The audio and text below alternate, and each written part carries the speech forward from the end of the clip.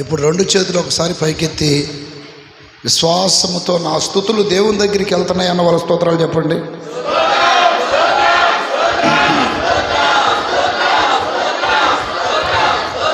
ఆమె దేవుడు మిమ్మును మీ కుటుంబాలను అత్యధికంగా దీవించునుగాక. దేవుని కృప ఎల్లప్పుడూ మీకు తోడయుండునుగాక. హల్లెలూయా. యెషయా గ్రంథం బైబిల్ గ్రంథంలో నుండి అందరూ బైబిల్ గ్రంథాన్ని తెరచి బైబిల్ వాక్యం మీద మీరు మనసుంచాలని ప్రభు ప్రేమల మనవి చేస్తూ ఉన్నారు. ఈ పునరుద్ధానపు ఆరాధనకు వచ్చిన ఇక్కడ చేరి ఉన్న సహోదరులకి సహోదరులందరికీ ప్రభు పేరిట శుభములు. యెషయా గ్రంథము 24వ అధ్యాయం 16వ వాక్యాన్ని చదవండి. 24:16 మైక్లో చదువు. హల్లెలూయా. నీతిమంతునికి స్తోత్రమని బూదిగంతముల నుండి సంగీతములు మనకి వినబడెను. అప్పుడు నేను అయ్యో నాకు శ్రమ, నేను చెడిపోతిని మోసము చేయువారు బహుగా మోసం చేయుదురు. హల్లెలూయా చెప్పండి గట్టిగా. హల్లెలూయా. ప్రియులారా, ఈ యెషయా గ్రంథములో ప్రవక్త దేవుని యొక్క ప్రేరేపణతో ఈ పుస్తకాన్ని వ్రాశాడు. ఇక్కడ ప్రధానమైన కొన్ని విషయాలు ఈరోజు మనం ధ్యానం చేద్దాం. అక్కడ 1, 2, 3, 4 5వ లైన్లోన ఎన్ను లైనది, నేను అయ్యో నాకు శ్రమ, నేను చెడిపోతిని. చాలు. దేవుని స్తోత్రం కలుగునగాక. ఈ రోజున మీకు చెప్పాలనుకున్న అంశం ఏమిటంటే, చెడిపోతావా బాగుపడతావా? దేవుని స్తోత్రం. చెడిపోతావా బాగుపడతావా? నీలో ఏముంటే నువ్వు చెడిపోతావు, ఏముంటే బాగుపడతావు అనే ఈ 2 అంశాల మీద మీకు ఉపదేశం చెప్తాను. శ్రద్ధగా దేవుని మాటలు వినాలి. చాలామంది దేవుని బిడ్డలు బాప్తిసాలు పొందిన తర్వాత కూడా చెడిపోతుంటారు. కొంతమంది బాప్తిసాలు పొందిన తర్వాత ముందు చెడిపోయిన వారు బాగుపడతారు. దేవుని నమ్మి నా ప్రియమైన బిడ్డలారా, బాప్తిసం పొందిన తర్వాత దేవుని నమ్మి దేవుని బిడ్డలుగా కొనసాగుతున్న తర్వాత చెడిపోకూడదు. దైవ సన్నిధికి వస్తున్న దేవుని బిడ్డలు అంతకంతకి బాగుపడుతూ అభివృద్ధి చెందొచ్చు, ఫలిస్తూ ప్రభు రాకడకి సిద్ధపడాలి. చెడిపోవటం అనేది దేవుని చిత్తం కాదు. హల్లెలూయా. బాగుపడటమే దేవుని చిత్తం, చెడిపోవటం దేవుని చిత్తం కాదు. ఇక్కడ ఏమంటున్నాడంటే, నేను చెడిపోతిని. అసలుకి ఎందుకు చెడిపోతారు? రక్షణ పొందిన తర్వాత దేవుని బిడ్డలు ఎందుకు చెడిపోతారు అనే కొన్ని విషయాలు చెప్పి, ఏమి చేస్తే బాగుపడతామో ఆ విషయాలు కూడా చెప్తాను. 3 సార్లు గట్టిగా చెప్పండి. హల్లెలూయా. అంటే చెడిపోవడం అంటే ఏం లేదు, కొన్ని శిక్షలు గురైపోతారు. కొన్ని శిక్షలు ఉగ్రతలకి లేక కొన్ని దుఃఖానికి వేదనలకు గురైపోతారు. కొన్ని చేయకూడని పనులు మరలా చేస్తారు. అలా అవటానికి గల కారణం ఏంటి? మనము బాప్తిసం పొందిన తర్వాత నూతన సృష్టి. ఏ సృష్టి? పాతవి గతించెను, ఇక పాతవి ఉండవు. అయినను కొంతమంది దేవుని బిడ్డల మధ్యలో ఈ పాతవి ఎందుకు కనపడుతున్నాయి, మరలా ఎందుకు పాడైపోతున్నారు అనే విషయాలు, కొన్ని అంశాలు ఉన్నాయి. అంటే కొన్ని ఆ పాయింట్స్ అవి చెప్తాను. శ్రద్ధగా ఈ వాక్యాన్ని వినాలి మీరు. దాని స్తోత్రం. దేవుని బిడ్డలారా, మొట్టమొదటిగా ఎందుకు చెడిపోతామో అనే విషయాలు తెలుసుకున్న తర్వాత బాగుపడాలంటే మరలా మార్గం ఏమైనా ఉందా అంటే అవి కూడా చెప్తాను. దాని స్తోత్రం కలుగునగాక. ప్రభు ఆత్మ మనకి సహాయం చేయునుగాక. పరిశుద్ధాత్మ దేవుడే మనందరితో మాట్లాడును గాక. మొట్టమొదటిగా రక్షణ పొందిన వారు కానీ మానవులు కానీ భూమి మీద ఉన్న ప్రతి ఒక్కడు చెడిపోవడానికి గల మొదటి కారణం ఏంటంటే ఆది కాండము 6వ అధ్యాయం 11-12 వాక్యాలు చదివితే అక్కడ రాయబడ్డ మాట, భూలోకము దేవుని సన్నిధిని చెడిపోయి ఉండెను, భూలోకము బలాత్కారముతో నిండి ఉండెను. దేవుడు భూలోకమును చూసినప్పుడు అది చెడిపోయి ఉండెను, భూమి మీద సమస్త శరీరులు తమ మార్గమును చెరిపివేసుకొని ఉండేరి. అప్రియదేని బిడ్డలారా, ఆదాము మొదలుకొని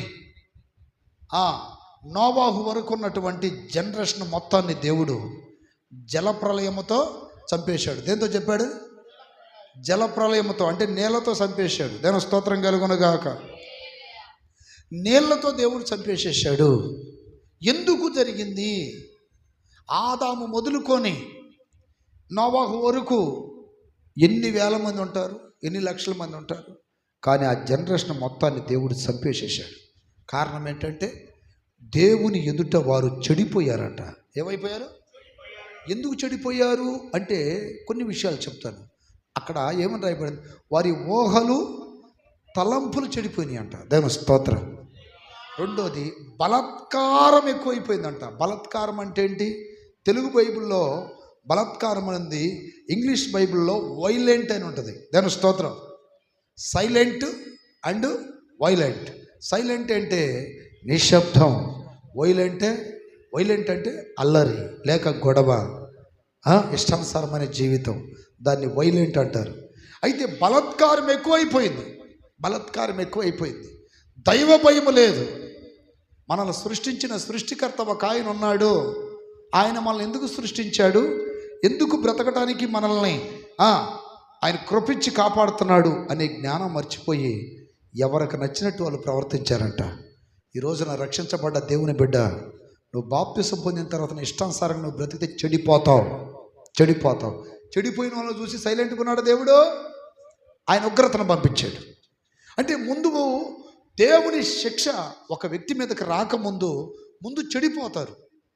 ఇక్కడ వీళ్ళు చెడిపోవడానికి గల కారణం ఊహలు తలంపులు చెడిపోయినాయి. రెండోది, చక్కని వారిని చూసి దైవ చిత్తం లేకుండా పెళ్ళిళ్ళు చేసుకున్నారంట. తర్వాత ఎవరిష్టం బలాత్కారం జరిగిపోతుంది. అంటే నాకెంత బలం, నాకంత బలం, అది ఇది అన్నట్టుగా. అంటే వారి యొక్క సొంత ధైర్యం మీద ఆధారపడే పరిస్థితి ఏర్పడింది. దేవుడు చూశాడు, కొన్ని రోజులు చూశాడు, నెలలు చూశాడు, సంవత్సరం చూశాడు. ఎంతకాలం చూసినా వారు బాగుపడటానికి మంచి మార్గంలోనికి రావట్లా. అప్పుడు జలప్రలయముతో వారందరినీ నిర్మూలపరచాలని దేవుడు అనుకున్నాడు. మీరు గమనించండి, దేవుడు ఒక వ్యక్తిని ఎప్పుడు చంపడానికి ఇష్టపడడు, శిక్షించడానికి ఇష్టపడడు. కానీ ఇప్పుడు ఎగ్జాంపుల్ చెప్తున్నాయనండి, పిల్లలు ఉన్నారు, అరే ఆ బోర్డు దగ్గర జాగ్రత్త అంటారు. వాడు పోయి ఏలు పెట్టాడు అనుకోండి, ఆ కరెంటు బోర్డులో ఏమైంది? షాక్ కొట్టింది. ఇప్పుడు బోర్డు తప్ప, ఈ ఏలు పెట్టే ఈడు తప్ప? చెప్పండి, ఎవరు తెరవట్లా? ఎవరు తప్పు? అట్లాగే దేవుడు శిక్షించాడంటే ఎందుకు శిక్షించాడు? ఆయన ఏదంటారు చూడండి, ధర్మరాజు, దేవుని స్తోత్రం, న్యాయాధిపతి. తన బిడ్డలకైనా బయట బిడ్డలకైనా సమన్యాయం చేయాలి. అందుకని తప్పు చేసినోడికి శిక్ష ఒకేలాగా ఉంటుంది, సొంతవాడైనా బయటవాడైనా. అయితే వీళ్ళు తప్పు చేశారు, దేవుని తీర్పులోకి వచ్చేసారు, వారి పాపం పెరిగిపోయింది, చెడిపోయారు. దేవుడు ఉగ్రత వచ్చి నోవాహు మినహాయింపు అందరూ ఏమైపోయారండి? అందరూ ఒకటి. దేవుని స్తోత్రం కలుగును గాక. హల్లెలూయా, హల్లెలూయా. అందుకని మొట్టమొదటిగా ఒక వ్యక్తి చెడిపోవడానికి గల కారణం ఏంటంటే బలాత్కారం ఎక్కువైపోద్ది. మీలో కూడా మీ ఇష్టానుసారంగా మీరు బ్రతకడానికి లేదు. దేవుని వాక్యానికి లోబడాలి. మీరు బాప్తిసం పొందకముందు మీరు ఇష్టానుసారంగా ఉన్నారు. ఇప్పుడు ఏది చేసినా బైబిల్ ప్రకారం మీరు చూసుకోవాలి, వాక్యాన్ని చదవాలి, వాక్యములో దేవుడు చెప్పే మార్గములో నడవాలి. దేవుని చిత్తం ఏంటో తెలుసుకోవాలి. ఏది చేస్తే ఆయన సంతోషపడతాడు, ఏది చేస్తే ఆయన దుఃఖపడతాడు, ఏది చేస్తే ఆయనకి నచ్చుతుంది, ఏది చేయకపోతే ఆయన నచ్చడనే విషయాలు తెలుసుకొని ఆయనకి ఇష్టమైన బ్రతుకు బ్రతకాలి. హల్లెలూయా, హల్లెలూయా. అప్పుడు నువ్వు ఎన్నటికి చెడిపోవో, దేవుని కోపం నీ మీదకి రాదు. రెండోది, చెడిపోవడానికి గల కారణం ఏంటంటే నిర్గమాకాండం 32:7, 8, 9 అలాగే 25వ వాక్యం కూడా రాయబడింది. అక్కడ చూడండి, కాగా యెహోవా మోషేతో ఇట్లా, నేను నీవు దిగి వెళ్ళుము, ఐగుప్తు దేశం నుండి నీవు రప్పించిన నీ ప్రజలు చెడిపోయిరి. రెండో కారణం ఏంటి? చెడిపోయారు. ఎవరిల్లు? ఇశ్రాయేలీలు. దేవుని స్తోత్రం. నోవా కాలంలో ఉన్న వాళ్ళేమో భక్తిహీనులు. ఇప్పుడు చెడిపోయింది ఎవరు? దేవుని ప్రజలు, సొత్తైన ప్రజలుగా పిలువబడిన ఆ ప్రతిష్ఠ జనమే చెడిపోయిందంట. దేవుని స్తోత్రం కలుగును గాక. ఇక్కడ ఇశ్రాయేలు ఎవరికి సాదృశ్యం అంటే సంఘ బిడ్డలకి సాదృశ్యమే. వీళ్ళు ఎందుకు చెడిపోయారు అంటే దేవుని యొక్క ధర్మశాస్త్రం కొరకు 40 దినములు మోషే సీనాయి పర్వతం మీదకెక్కి అక్కడ దేవుని సన్నిధిలో ధర్మశాస్త్రాన్ని పొందాడు, కట్టడలు విధులు పొందాడు, శాసనాలు పొందాడు, ఆజ్ఞలను పొందాడు. ఆయన అక్కడ ఉన్న అనుభవాన్ని, ఆ మధుర అనుభవాన్ని తొందరగా వదులుకోలేక అక్కడే కూర్చున్నాడు. ఈ లోపు ఏం జరిగిందంటే కింద ఉన్నటువంటి ఇశ్రాయేలీలు తమ ముందు నడవటానికి ఒక దేవత కావాలని అహరోను దగ్గరికి వస్తే అహరోను వారికి ఉన్నటువంటి చెవులకి ముక్కులకు ఉన్న ఆభరణాలు తీసుకొని ఒక దూడనే తయారు చేసి ఇచ్చాడు. దాని పేరు హథోర్ అనే దేవత. మొట్టమొదట మనం ఇప్పుడు నంది అంటున్నాం కదా, నంది అనే విగ్రహం తయారైంది అక్కడే. దాని స్తోత్రం. చాలా నాగరికతలు ఉన్నాయి. బబులోను నాగరికత అంటే మెస్పోటోమియా, కల్దీల నాగరికత అంటారు. ఐగుప్తు, ఈజిప్టియన్స్ నాగరికత, అలాగే ఇంకా కొన్ని నాగరికతలు, సింధు నాగరికత మన ఇండియాది. ఈ ఐగుప్తు దేశానికి ఒక భయంకరమైన నాగరికత ఉంది ఒకప్పుడు. దేవుని స్తోత్రం. ఆ నాగరికతలో భాగముగా అన్ని దేవుళ్ళుగా వాళ్ళు పూజిస్తారు. కప్పని, అలాగే చెట్టుని, పాముల్ని, మిడతల్ని, పేలుని, దేన్ని వదిలిపెట్టరు వాళ్ళు. అన్ని దేవుళ్ళు అంటారు. సూర్యుడిని, చంద్రుడిని. అసలు విగ్రహారాధన ప్రారంభమైంది అక్కడి నుండి. దేవుని స్తోత్రం. అయితే ఇప్పుడు వేరే వేరే ముస్లిం మతాలు వ్యాపించి ఆ నాగరికతలన్నీ లేవు. కానీ ఇప్పుడు ఒకప్పుడు అక్కడ ఈజిప్షియన్ నాగరికత చాలా పురాతనమైంది. ఆ నాగరికతలో వీరు బానిసలుగా బ్రతికారు. దేవుని స్తోత్రం. అయితే వాళ్ళ ఆచారాలు అన్నిటికీ విగ్రహారాధన చేస్తారు కనుక ఆ విగ్రహారాధన అవలంబించి ఈ రోజున మోషే లేని సమయంలో ఒక పోత పోసిన దూడను తయారు చేసుకొని వారికి ముందు నడవాలని ఒక జాతర చేశారు. తిన్నారు, తాగారు, ఎగిరారంట. ఇదంతా చూసిన దేవుడు మోషేతో అంటున్నాడు, మోషే మోషే, ఐగుప్తు దేశంలో 10 అద్భుతాలు చేసి ఎర్ర సముద్రాన్ని పాయలు చేసి ఎంతో ప్రేమతో పక్షిరాజు రెక్కల మీద మోసినట్టుగా నేను వాళ్ళు మోసుకొని తీసుకొస్తే నాకు ప్రతిగా వాళ్ళు దేవుణ్ణి ఒకటి తయారు చేసి ఒక బొమ్మని వాళ్ళు జాతర చేస్తున్నారా? నువ్వు కిందకు దిగెళ్ళు. వారు నా ఎదుట ఏమైపోయారు? చెడిపోయారు. బాప్తిసం పొందిన నీవు ఏ విగ్రహారాధన పని చెయ్యకూడదు. నా మాట ఎంతమందికి అర్థమైంది? పిలిచినా వెళ్ళకూడదు. మా బంధువులేలయ్యా, ఓరక అట్టబోయి ఇట్టొచ్చానయ్యా, అట్టబోయి ఇట్ట. దాని స్తోత్రం. అది కూడా తప్పే. నేనేం తినలేదయ్యా, తినకపోయినా తప్పే. దాని స్తోత్రం. చతుర పైకి ఎత్తి గడగలు చెప్పండి. దుష్టుల ఆలోచన చొప్పున పాపుల మార్గములో నా ప్రియమైన బిడ్డలారా, ఊర్లలో ఈ జాతరలు జరుగుతాయి, కొలుపులు జరుగుతూ ఉంటాయి. మేమేం చేయలేదు, ఊరక అట్ట పోయి చూసి వచ్చాం. నో, క్రైస్తవ్యంలో కూడా ఉంది జాతరలో. ఇది ఈ పిరంగపురం జాతర ఒకటి ఉంది, మన ఊరి పక్కన కూడా ఉన్నట్టుంది కదా రావిపాడు జాతర. చూడటానికి కూడా బాగూడదు. అలా చెప్పండి గట్టిగా. నీకేం పని అసలు అక్కడ? దేవుడు వద్దు అంటున్నాడు ఆ జాతరలకు వెళ్ళొద్దని. వెళ్ళినందుకు వాళ్ళు ఏమైపోయారంట? చెడిపోయిరి. బొమ్మలు తెచ్చుకోవడానికి పోయా. ఆడాయి తెచ్చుకోవాలా? నేను స్తోత్ర.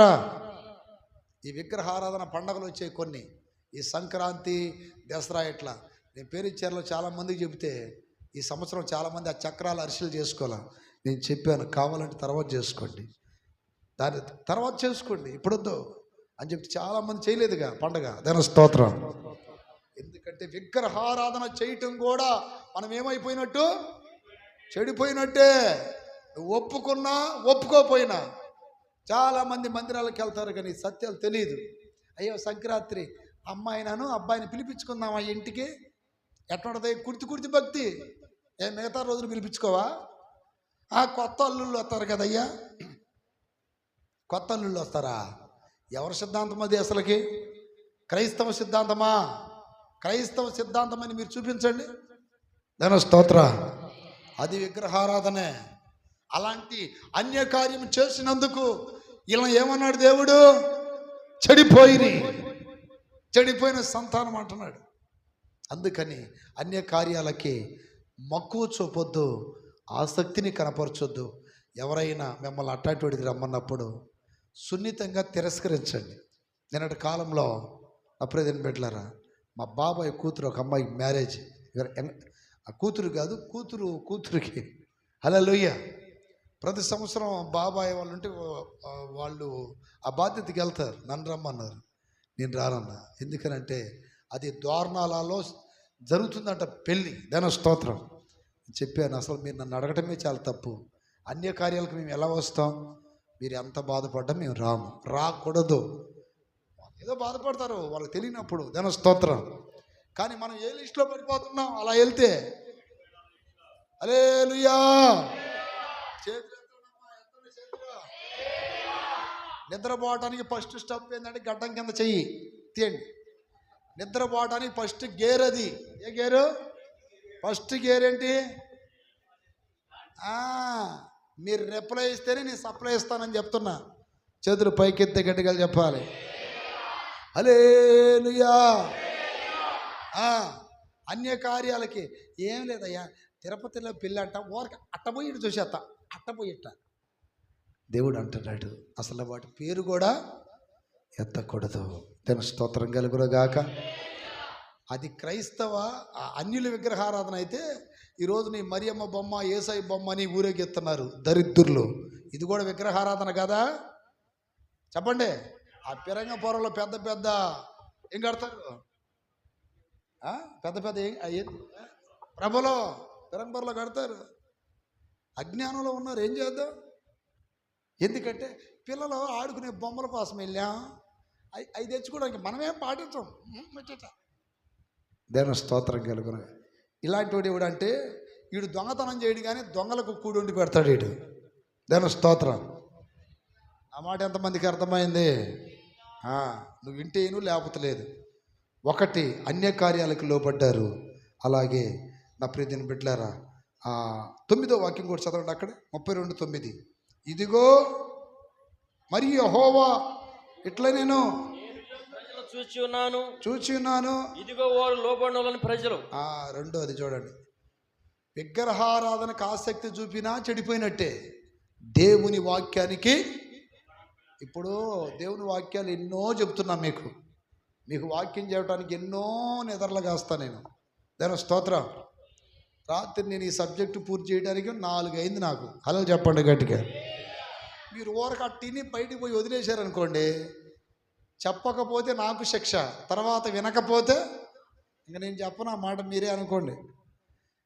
చెప్పిన మాటకి ఏం కావాలి? మనం లోబడాలి. దేవుడు నాతో మాట్లాడాడు. కొంతమంది అనుకుంటారు, పాస్టర్ గారు నా గురించే చెప్తున్నాడు. అయ్యా, అరే బాబు, నీ గురించి చెప్పాల్సిన అవసరం ఏముంది? నాకు యేసయ్య గురించి చెప్పడానికి నాకు టైం సరిపోవట్లా, ఇక నీ గురించి చెప్పాల్సిన అవసరం ఏంటి అని నేను అంట. గట్టిగా చెప్పండి. మనము లోబడాలి. చెప్తున్న వాక్యానికి ఏం కావాలి? చెప్పండి అమ్మా గట్టిగా, చెప్పండి గట్టిగా, చెప్పండి గట్టిగా, చెప్పండి గట్టిగా. లోబడాలి. లోబడకపోతే చెడిపోయినట్లు లెక్క. మూడోది 25 చూడండి. 25వ వాక్యం అదే నిర్గమాకాండం 32:25. ప్రజలు విచ్చలవిడిగా తిరుగుట మోసే చూశాను. చేతులు పైకి ఎత్తి గట్టిగా చెప్పండి. అది కొంతమంది తలాలు దించుతున్నారు. అమ్మా ఇటు చూడు.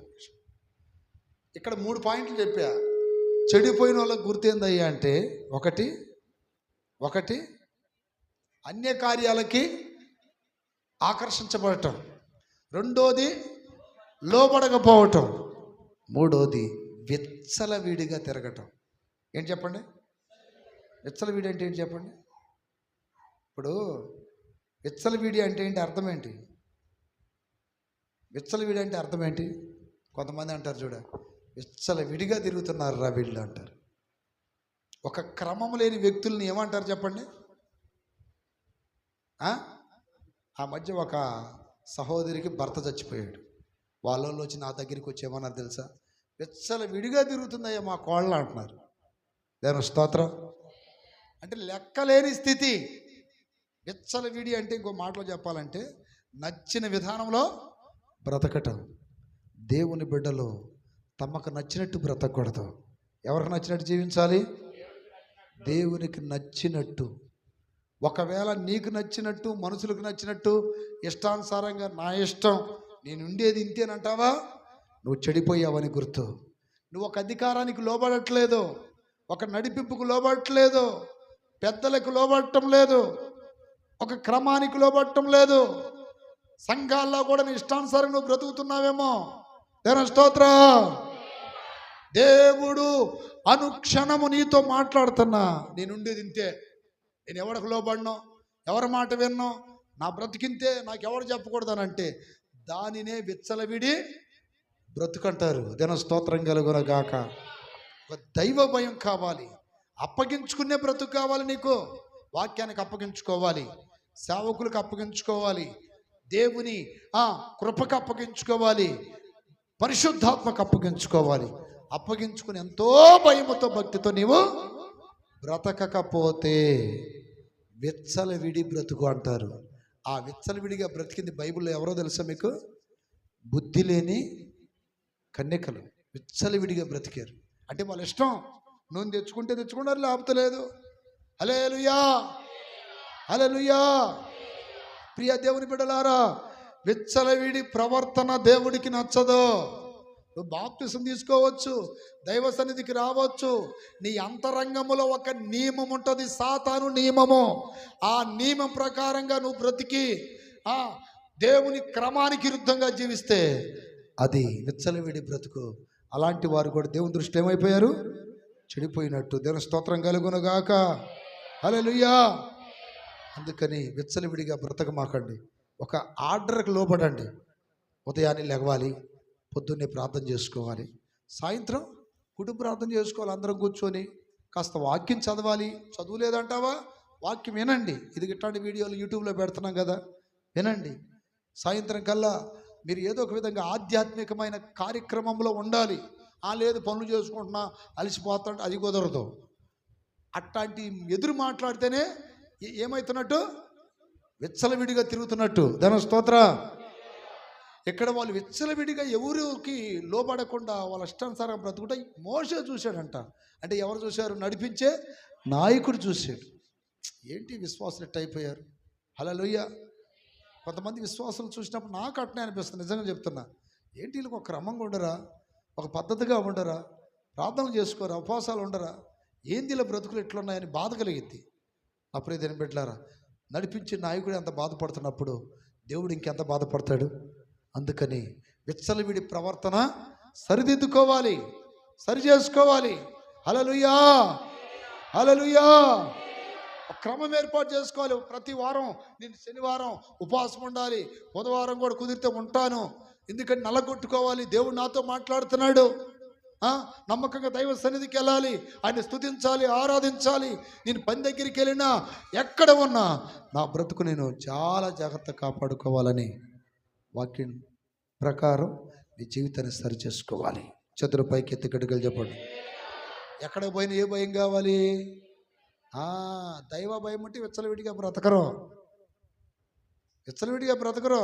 ఎలాంటి శోధించే ప్రాంతానికని వెళ్ళండి, ఎలాంటి పాపిష్టోళ్ళు నిన్ను కదిలించి పాపంలో దించే వాళ్ళ దగ్గరికి కానీ వెళ్ళండి, నేను లోబడను. హల్లెలూయా చెప్పండి గట్టిగా. ఆ డేరు వస్తుంది మీకు. ఆమేన్. మనల్ని చూసి వాళ్ళు భయపడతారు. ఎందుకని? దేవుడు అడవి వృక్షములలో జల్దరి వృక్షం వల్లే ప్రత్యేకంగా ఉన్నవాడు. ఆయన పాపులలో చేరక, కొంతమంది చూడండి వాళ్ళ మీద వేస్తారు. వీళ్ళ వల్ల నేను మళ్ళీ పాడైపోయా, చెడిపోయా, ఎవడో గడ్డి తినమని తింటావా నువ్వు? నేను స్తోత్ర. నీ భక్తి ఏమైంది? నీ బుద్ధి ఏమైంది? వాళ్ళ వల్ల ఎట్టయ్యా, వీళ్ళ వల్ల ఎట్టయ్యా, వాళ్ళ వల్ల పాడైపోతావా నువ్వు? నేను స్తోత్రం. పేడ పురుగు పేడలో తిరిగిద్ది కానీ పేడ అంటదు దానికి. మనం కూడా పాపుల మధ్యలో తిరుగుతున్నాం. మన పరిశుద్ధత మనకి జాగ్రత్త కలిగి ఉండాలి. ఆమేన్. విచ్చలవిడిగా తిరిగితే చెడిపోతారు. తర్వాత మూడోది అంటే ఆ పాయింట్స్ మొత్తం ఒక దాంట్లోనే. దాని స్తోత్రం కలుగును గాక. తర్వాత మూడోది ఎందుకు చెడిపోతారంటే దినవృత్తాంతముల 2వ గ్రంథము 26వ అధ్యాయం 16వ వాక్యం చదువుకుందాం. హల్లెలూయా. 3 సార్లు గట్టిగా హల్లెలూయా, హల్లెలూయా. చదవండి. 2వ దినవృత్తాంతములు 26:16. తర్వాత అయితే అతడు స్థిరపడిన తర్వాత మనస్సును గర్వించి చెడిపోయిను. మనస్సును గర్వించి అంటే గర్వం వల్ల చెడిపోతారు. మూడోది ఏంటంట? గర్వం వల్ల చెడిపోతారు. నా ప్రియమైన బిడ్డలారా, నువ్వు బాప్తిసం పొందినప్పుడు ఎంత తగ్గింపు ఉంది నీకు? ఎంత వినయం ఉంది? ఎంత ఆసక్తి ఉంది దేవుడి మీద? ప్రారంభంలో ఎంత విధేయత కలిగి ఉన్నావు? ఈ రోజున ఆ విధేయత తగ్గింపు దేవుడు నీలో చూస్తాడు. హల్లెలూయా. చేతులు ఎత్తరే. హల్లెలూయా. గమనిస్తుంటాడు. నేను చెప్తున్నాను, అప్పుడప్పుడు ఇచ్చి తీసి పరీక్షిస్తాడు దేవుడు. మనం ఎక్కడికి వెళ్ళినా నాకున్నదంతయో నీవిచ్చినదేనయ్యా. హల్లెలూయా. అక్కడ చూడండి, ఉజ్జియా రాజు స్థిరపడిన తర్వాత గర్వం వల్ల ఏమైపోయాడు? గర్వం అంటే ఏంటి చెప్పండి? గర్వం అంటే ఏంటి? గర్వం అంటే ఏంటి? అది కూడా అధికారానికి లోపడకపోవడమే. ఇప్పుడు భర్త ఉన్నాడు, భార్య మీద అధికారి. భర్తకి ఎదురు మాట్లాడితే గర్వమే గట్టయితే దాని స్తోత్రం. పిల్లలు తల్లిదండ్రులకి ఎదురు మాట్లాడితే ఏంటిది? అది గర్వమే. అహంకారంగా ఉండటం ఎన్ని దేవుడికి నచ్చుతాయా? గర్వము మనం చెడగొట్టిద్దంట. అందుకని దేవుని దగ్గర అడగాలి మనం, నాకు తగ్గింపు దయచేయ. ప్రార్థన చేయండి. తగ్గింపు దయచేయ. గుండె మీద చేయబెట్టుకొని దేన మనసు దయచేయ. ప్రార్థన. దేన మనసు దయచేయ. గర్వం తీసే ప్రభువా, తగ్గింపు దయచే ప్రభువా. అయ్యా, నువ్వు సాత్వికుడవు, దేన మనసు గలవాడవు. సాత్వికుడవు, దేన మనసు గలవాడవు. అయ్యా, నీ కాడిని ఎత్తుకొని మేము మోయాలి, నేర్చుకోవాలని చెప్పావు ప్రభువా. ఏ స్థాయికి వెళ్ళినా, ఎంత గొప్ప తలాంతులు మాలో ఉన్నా మేము ఎప్పుడు తగ్గించుకొని ఉండాలయ్యా. గర్వము మా దరిదాపులకు రాకూడదు ప్రభు అని. స్తోత్రం. హల్లెలూయా. గర్వం వలన కూడా చెడిపోతారు. గర్వం రాకూడదు. దాని స్తోత్రం కలుగును గాక. నీకు మంచి ఉద్యోగం వచ్చిందనుకో, గర్వం రాకూడదు. నీకు మంచి తలాంతులు ఉన్నాయనుకో, గర్వం రాకూడదు. గర్వం వచ్చిందనుకో ఏమైంది? ఏ ఆలోచనలు వస్తాయి తెలుసా మీకు? ఎగ్జాంపుల్ చెప్తున్నా. బైబిల్లో నెబుకద్నెజర్ అనే రాజు ఎంతమందికి తెలుసండి? నెబుకద్నెజర్ రాజు. ఆ రాజు అంట ఒకరోజు తన కోటకెళ్ళి ఇలా చూశాడంట. అబ్బా, ఎంత బాగా కట్టానబ్బా దీన్నే, దేని స్తోత్రం, నా కోసం కట్టుకుందేగా ఇది అంతా అని ఆ మాట మనసులో అన్నాడో లేదో, వెంటనే మానవ మనసు పోయి ఏ మనసు వచ్చింది? పశు మనసు వచ్చింది. అంటే గర్వం ఉంటే నేనే కదా ఇది చేసింది, నా వల్లే కదా ఇది జరిగింది, ఇట్లాంటి తలంపులు వస్తాయి. దేని స్తోత్రం కలుగును గాక. హల్లెలూయా. నీగా అని రాకూడదు. దేవుని సన్నిధిలో కూడా దేవుడు నిన్ను వాడుకుంటున్నాడని సంతోషపడు. ఆమేన్. దేవుడు నన్ను ఎన్నుకున్నాడని సంతోషపడు. దేవుడు ఇచ్చిన భాగ్యంగా అనుకో.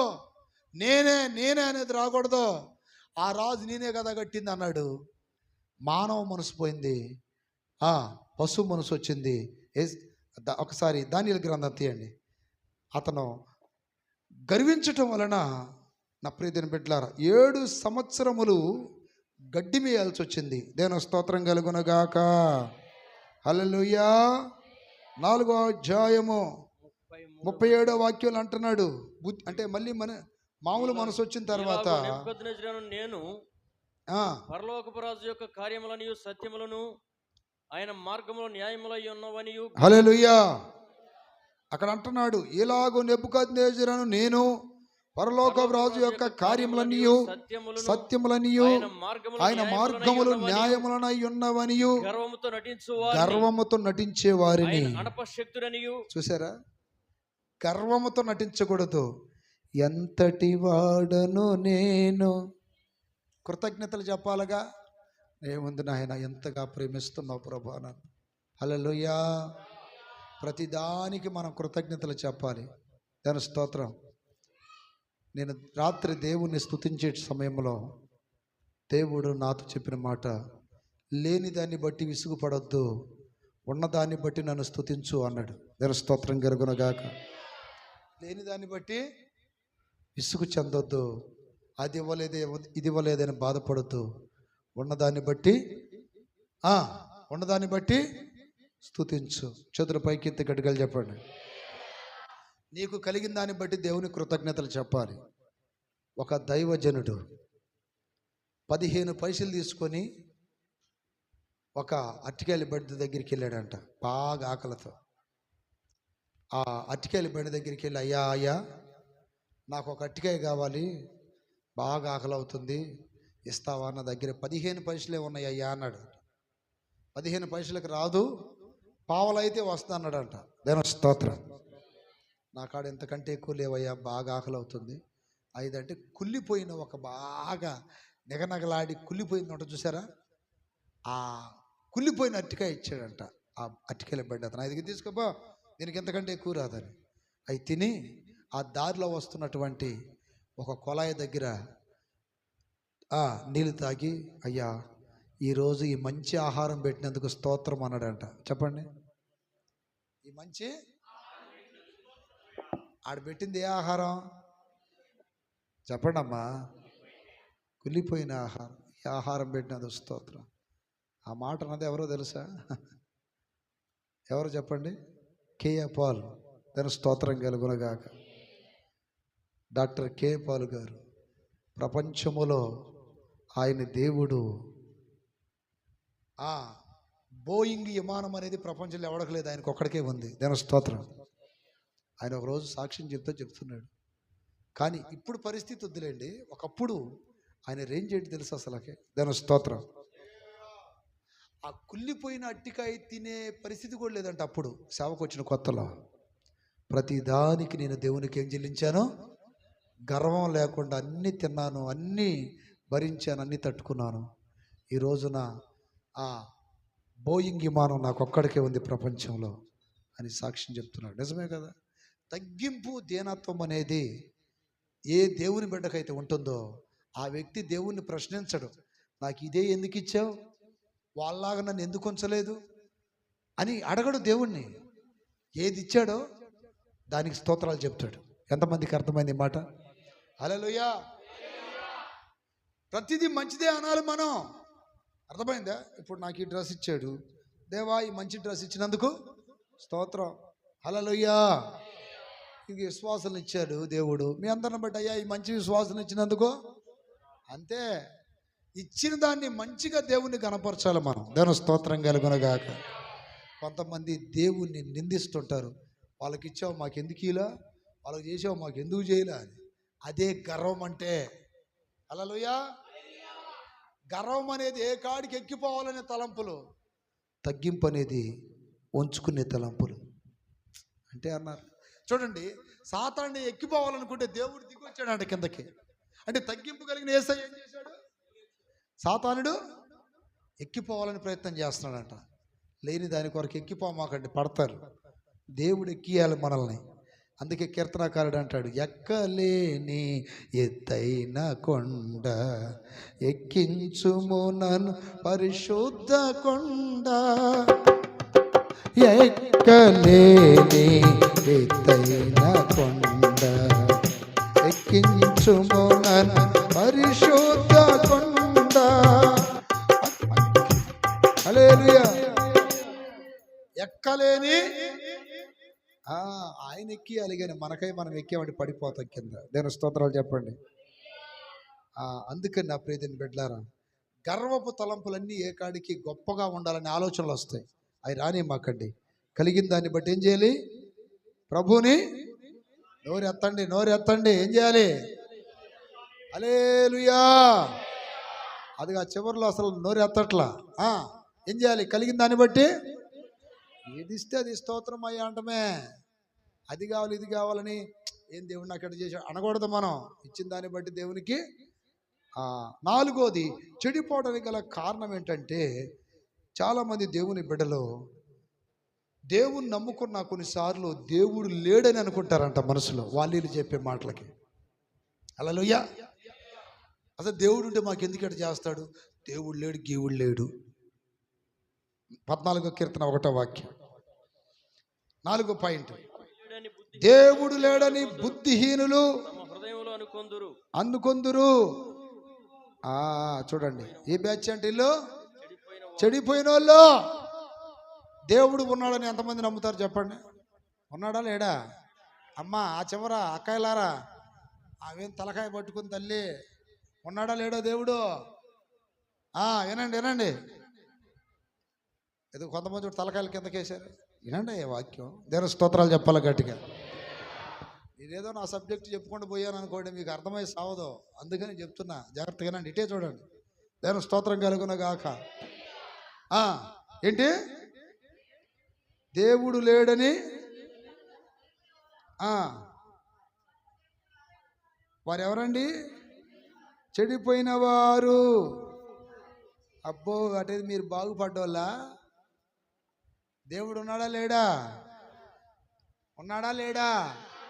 ఉంటే ఇంట్లో ఎట్టుండాలి? మందిరంలో ఉన్నట్టే ఉండాలి. డుస్కులు ఎందుకట్టయితే? దేవుడు ఉన్నాడని తలంపుంటే నోరు ఎందుకు కంట్రోల్ అవ్వట్లా? పాపం వచ్చిందనుకో, ప్రార్థనకి వెళ్దాం, దేవుడు అడిగి వెళ్ళాడు బా, ఆ దేవుడు నాకేం చేశాడు? చేతుల పైకి ఎత్తి గడిగలు చెప్పాలి. అలాంటి వాళ్ళకి దేవుడు ఏ పేరు పెట్టాడు?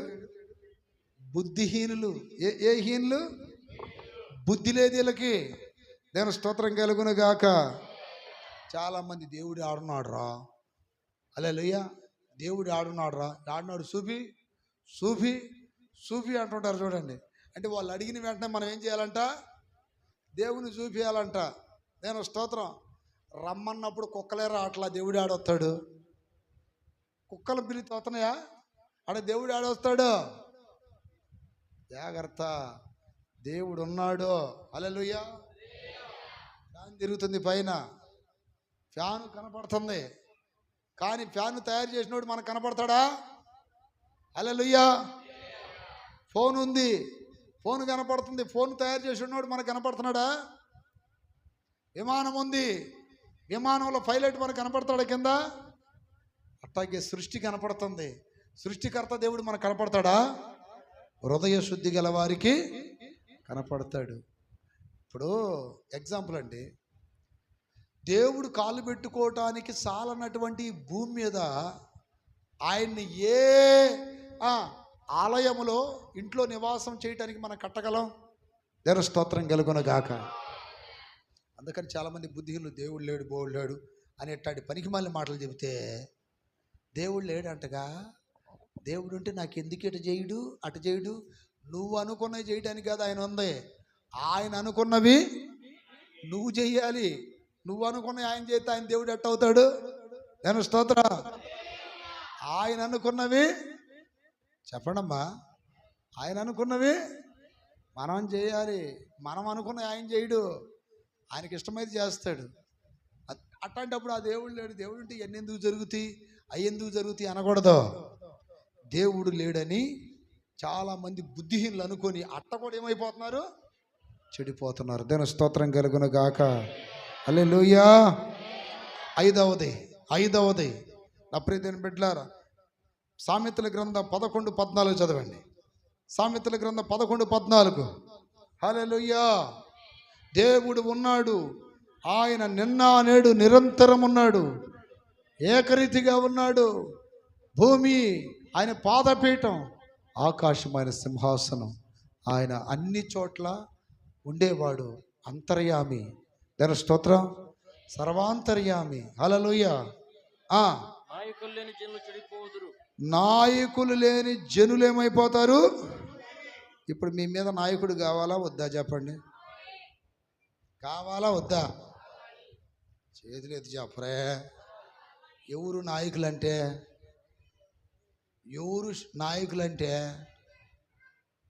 నాయకులు లేని వాళ్ళు కూడా ఏమైపోతారు? నేను స్తోత్రం కలుగునగాక. మనకు నాయకులు ఎవరంటే హెబ్రీయులకు రాసిన పత్రిక 13వ అధ్యాయం 17వ వాక్యంలో రాయబడింది. దేవుని స్తోత్రం కలుగునగాక. దైవజనులు కావాలి, దైవజనులు లేవాలి, దైవజనులు కావాలి, దైవజనులు లేవాలి. ప్రభు కొరకై పరుగులెత్తువారు, ప్రభు కొరకై ప్రాణమిచ్చెడివారు, ప్రభు కొరకై చప్పట్లు వారు, ప్రభు కొరకై ప్రాణమిచ్చెడివారు. దైవజనులు కావాలి, దైవజనులు లేవాలి, దైవజనులు కావాలి, దైవజనులు లేవాలి. హల్లెలూయా. ఎవరి నాయకులు చదవమ్మా. హెబ్రీయులకు రాసిన పత్రిక 13:17. మీ పైన నాయకులుగా ఉన్నవారు లేక ఉపచెప్పవలసిన వారి వలె మీ ఆత్మలో కాయిచున్నారు. వారు దుఃఖముతో పని చేసిన యెడల మీకు నిష్ప్రయోజనము గనుక దుఃఖముతో కాక ఆనందముతో చేయనట్లు వారి మాట విని వారికి లోబడి ఉండుడి. అది పై నాయకులుగా ఉన్నవారంటే సేవకులే. అందరు నాకెళ్ళి చూడండి. నేను స్తోత్రం. ఇక్కడ నాయకులు లేని జనులు చెడిపోతారంటే, ఒక సేవకుడికి నువ్వు అప్పగించుకోకపోతే బిడ్డ, సాతాను నిన్ను మోసం చేస్తాడు. దాని స్తోత్రం కలుగునగాక.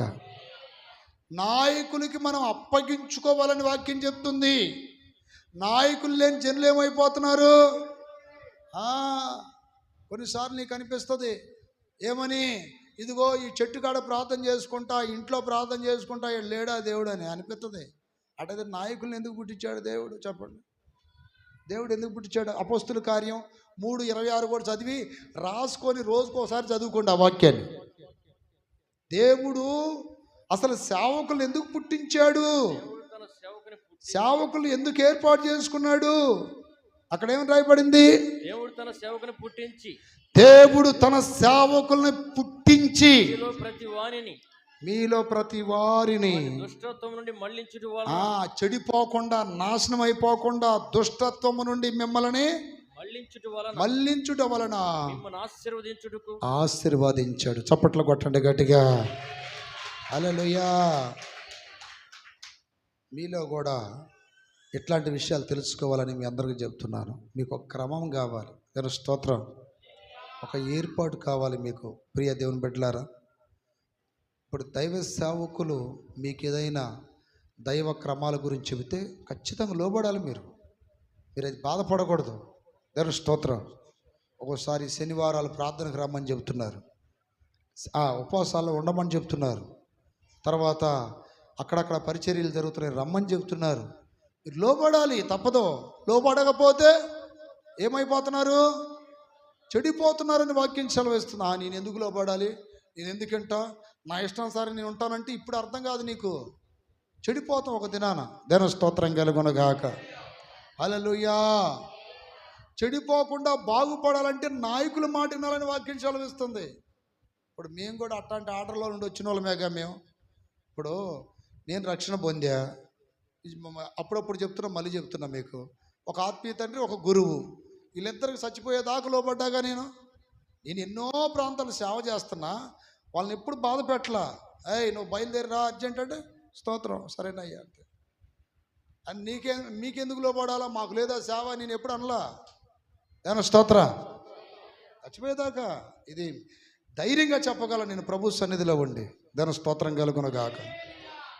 చెప్పావు ఇట్లా మీటింగ్ అన్నా పరిగెత్తనావు, లేకపోతే ఆ ఊరు వెళ్దామా, ఇటు ఢిల్లీ పోతున్నా వస్తావా, సరేనా గారు మీరు రమ్మంటే వస్తా. ఢిల్లీ వెళ్తున్నా వస్తావా, సరే. ఇటు పాండిచేరి వెళ్తున్నా వస్తావా, మీరు చెప్తే ఓకే. అట్లా పడ్డా అలా చెప్పండి గట్టిగా. మీటింగ్లు డేట్లు ఇచ్చి కూడా అయ్యగారు వద్దన్నాడని చెప్పి క్యాన్సిల్ చేసుకున్నా నేను. దేవుని స్తోత్రం. ఎందుకంటే ఇది గొప్ప గురించి చెప్పడం కాదు, మనకు బైబిల్ ఒక ఆర్డర్ ఉంది, అది ఉందా లేదా? పైన నాయకులకి మనం ఏం కావాలి, అది నేనని కాదు, మీరు లోపడాలా. మీరు కడ వరకు చెడిపోకుండా బాగుపడుతూ ఉండాలంటే ఆర్డర్ను పాటించండి. దేవుని స్తోత్రం కలుగునుగాక. సేవకుడు ముసలోడైనా, సేవకుడు బలహీనుడైనా, సేవకుడు గద్దించినా, సేవకుడు ఇంకోటి అన్నా లోబడే బాధ్యత మీది. మీ బాధ్యతలు మీరు కరెక్ట్గా ఉండండి చాలు. మీ బాధ్యతలు మీరు కరెక్ట్గా ఉంటే మీకు ఇవ్వాల్సిన దీవెనలు దేవుడు మీకు ఇస్తాడు. ఏమి తేడా ఉండదు. ఎందుకని అయ్యా నేను జాగ్రత్తనే ఉన్నాను కదా. ఇప్పుడు దావీదు ఉన్నాడు, సౌలు సరిలేడు, కానీ సౌలు నాయకుడు కనుక దావీదు లోబడ్డాడా లేదా? ఆయనకు వచ్చే ఆ కృప ఆయనకు వచ్చింది. దేవుని స్తోత్రం. అట్లాగే కొన్ని దైవ సంబంధమైన చెబుతున్నప్పుడు లోబడాలి మనం. ఆ సామెతల గ్రంథం ఇంకోసారి చదవండి. నాయకులు లేని జనులు ఏమైపోతున్నారు, చెడిపోతున్నారు. ఈరోజు ఏం కాదు, కొద్ది చెడిపోతాం మనం. హల్లెలూయా. మిమ్మల్ని గద్దించినా బుద్ధి చెప్పినా మా ఆత్మీయ తండ్రే కదా, మా నాయకుడే కదా గద్దించింది, బయటోళ్ళు కాదు కదా అని అట్లా లోబడాలి మనం. దేవుని స్తోత్రం కలుగునుగాక. కొన్నిసార్లు మిమ్మల్ని నడిపిస్తున్నప్పుడు నేను కానీ సేవలో ఉన్నారు కానీ ఎవరో ఒకరు మిమ్మల్ని ఏదన్నా గద్దించినా బుద్ధి చెప్పినా అలగమాకండి, అలగకూడదు. ఎందుకంటే లోబడాలి మనం, తప్పదు. ఎందుకంటే దేవుడు నియమించాడు.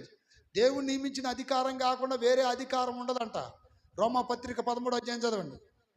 దేవుడు నియమించిన అధికారం కాకుండా వేరే అధికారాలు ఉండవు. ఇవన్నీ రాసుకోవాలి మీకు. దేవుని స్తోత్రం కలుగునుగాక. 13వ అధ్యాయం 1వ వాక్యం. ప్రతివాడు పై అధికారులకు లోబడి ఉండవలెను. ప్రతివాడు పై అధికారులకు. దేవుని స్తోత్రం కలుగునుగాక. హల్లెలూయా. ఇప్పుడు ఈ బెదర్లో స్పర్జన్ వీళ్ళందరూ ఉన్నారు. అసలు జెర్మియా అనేవాడు ఎవడో, వాడికి ఎందుకు మేము లోబడాలి అనుకున్నారనుకోండి, వాళ్ళు నా కాడ ఉండాల్సిన అవసరం లేదు. దేవుని స్తోత్రం చెప్తున్నా. దేవుడు నన్ను ఈ పరిచర్యలు ఎన్నుకున్నాడని తెలుసు వాళ్ళకి. దేవుని స్తోత్రం. ఏదన్నా అంటే అన్న చెప్పాడు, ఇంకంతే మనం చేయాలి అంటే పై అధికారికి ఏం కావాలి మనం, అది రూల్. అది ఇప్పుడు మేము పై అధికారికి లోపడ్డాం కదా. దేవుని స్తోత్రాలు చెప్పాలి గట్టిగా. అట్లాగే వాళ్ళ కింద ఉన్నటువంటి వాళ్ళు వాళ్ళకు లోపడాలి. ఆర్డర్ తెలుసా మీకు? ప్రెసిడెంట్ ఎవరికి లోపడాలి? జడ్పీటీసీ, ఎంపీటీసీలు ఉంటారు. వాళ్ళ పైన ఎవరు? ఎమ్మెల్యే తర్వాత ఎవరు? మంత్రి తర్వాత సీఎం. ఇట్లా ఆర్డర్కి ఎట్లా పడతారో ఇది కూడా ఒక ఆర్డర్. దేవుని స్తోత్రం. హల్లెలూయా. కొన్ని సందర్భాలు నేను లేనప్పుడు బ్రదర్ ఇది చేయమని చెప్పాను అనుకో, మేము మీకు లోపడ అన్నకే లోపడతాడు, అది కుదరదు. మళ్ళీ అది తప్పు. నేను పంపించిన వ్యక్తికి లోపడకపోతే నాకు కూడా లోబడినట్టే. హల్లెలూయా. మీకు చిన్న లాజిక్ చెప్తాను. ఒక సిమెంట్ కొట్టు దగ్గర రాడ్లు సిమెంట్ తెచ్చాం మేము. ఆ ఓనర్లే డబ్బులు కట్టేటప్పుడు నేను చెప్పాను, మేము ఎవరో ఒక అతను వచ్చాడు డబ్బుల కోసం అని పేరుచేర్ల చర్చి దగ్గరికి. పాస్టర్ గారు కొంచెం మీరు బ్యాలెన్స్ ఇవ్వాలండి, ఇది పరిస్థితి, ఇస్తారా అండి అన్నాడు. నేనేం చేశానంటే, నువ్వు ఎవరివే, నీకు ఎందుకు ఇవ్వాలి అని అడిగా. ఆయన పంపించాడండి కుట్టతను ఇది అన్నాడు. సరే నేను ఆయనతో మాట్లాడతాను లేండి అన్న. అంటే మీకు ఇక్కడ లాజిక్ తెలిసిద్దాగండి. దేవుని స్తోత్రం. అయితే నేను ఆయన ఫోన్ చేసినప్పుడు ఇతను ఎవరో వచ్చి డబ్బులు అడిగారు, బ్రదర్ ఇది అంటే ఇవ్వండి పర్వాలేదు అన్నాడు. ఆయన ఇంకో మాట అన్నాడు, కాదులే అతను ఎవరో మనకు తెలియదు, ఇటట నాకు నమ్మకం లేక ఇవ్వలేదులే అన్న. ఆయన నాతో అన్నమాట ఏంటంటే, నమ్మకం లేని వాళ్ళు అయితే అసలు మేము పెట్టుకునే వాళ్ళమే కాదండి అన్నాడు. గోబ గుయ్యమన్నట్టు సమాధానం వచ్చింది. చరిత్ర పైకి ఎత్తి గట్టికలు చెప్పండి. అర్థమైంది మీకు? అంటే ఆఫ్టర్ ఆల్ ఒక అన్యుడు నమ్మి పెట్టుకుంటున్నాడు. అదే రీతిగా కొన్ని బాధ్యతలు నేను లేనప్పుడు కొంతమందికి అప్పగించినప్పుడు నా ప్రియమైన బిడ్డలారా, అన్న లేకపోయినా అన్న నియమించిన వ్యక్తులు ఉన్నారు ఇక్కడ. ఆమె ఎవరు నియమించిన వాళ్ళు? దేవుడు లేడు, మోషే ఉన్నాడు. మోషే తర్వాత ఎవరు నియమించాడు? యెహోషువ అని. దేవుని స్తోత్రం. యెహోషువ తర్వాత ఎవరు వచ్చారు? న్యాయాధిపతులు. ఒక ఆర్డర్ చూడండి. న్యాయాధిపతుల తర్వాత ఎవరు వచ్చారు? రాజులు వచ్చారు. రాజుల తర్వాత ఎవరు వచ్చారు? ప్రవక్తలు వచ్చారు. ప్రవక్తల తర్వాత ఎవరు వచ్చారు? అపోస్తులు వచ్చారు. అపోస్తులతో ఇంక ముగింపు, లాస్ట్. చప్పట్లు కొట్టండి గట్టిగా. హల్లెలూయా. అబ్రహాం, మోషే, మోషే తర్వాత యెహోషువ, యెహోషువ తర్వాత న్యాయాధిపతులు, న్యాయాధిపతుల తర్వాత రాజులు, రాజుల తర్వాత ప్రవక్తలు, ప్రవక్తల తర్వాత మీరు చదువుతున్న ఎస్కేల్ గ్రంథం ప్రవక్త, ఇర్మియా ప్రవక్త, మేకా, హబక్కూకు, నహూము, యోనా, వీళ్ళందరూ ఎవరు? ప్రాఫెట్స్, ప్రవక్తలు. వీళ్ళ తర్వాత వచ్చింది ఎవరు? అపోస్తులు.